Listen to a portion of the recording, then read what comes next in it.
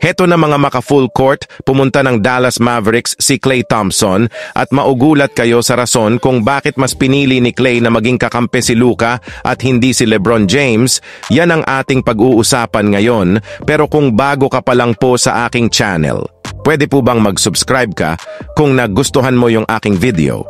Kung hindi naman po palike na lang po, maraming salamat mga maka-full court. Maraming punto si Klay Thompson and for the second year in a row, muling nakuha ng Dallas Mavericks ang interesadong player ng LA Lakers. Una si Kyrie Irving ngayon naman kahit si Klay Thompson. Pero may target ngayong superstar ang LA Lakers na kahit itong si LeBron ay kaya ibababa ang kanyang sahod, makuha lang ang player na to. Pero bago yan mga maka-full court, itong si Jason Tatum tung pumirma ng napakalaking kontrata para sa Boston Celtics Supermax Extension at ang pinakamalaking kontrata sa kasaysayan ng NBA history so far. 5-year deal worth $315 million kasama ni Jaylen Brown. Silang may pinakamalaking kontrata sa NBA, pumirma din kasi ng $304 million nung nakaraan itong si Jaylen Brown.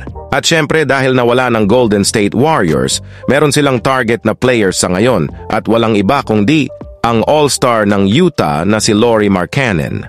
Matapos nilang hindi makuha si Paul George, eto pinag-aagawan ng maraming team si Lauri. At ayon sa mga NBA insiders, hindi nila basta-bastang bibitawan si Lauri Markkanen pag hindi maganda ang offer na ipapalit. At panigurado kung matutuliman ang trade na yan, maisasama sa trade package itong si Jonathan Kuminga. Pinipili ng husto ng Golden State Warriors ang kanilang mga players na kukunin dahil itong si D'Angelo Russell. Hindi tinanggap ng DAB Nation, siya dapat yung kapalit ni Klay Thompson at inu-offer ng LA Lakers. Malaki sana at hindi matatanggihan ni Klay Thompson ang offer ng LA Lakers na $20 million per year kapalit ni D'Lo via sign and trade.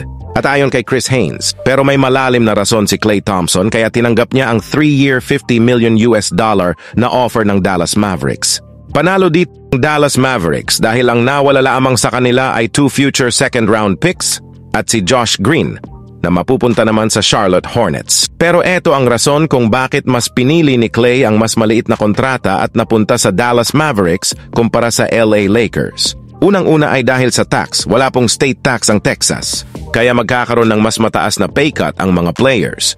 Isa ito sa mga kino-consider ng mga NBA players na mapunta sila sa kupunang walang estate tax mga maka-full court dahil sa Amerika, masakit ang binabayarang tax ng mga player. At ang pangalawang rason kung bakit hindi LA Lakers ang napili ni Klay Thompson dahil mas tiwala siyang Dallas Mavericks ang makakapagbigay sa kanya ng kanyang 5 ring.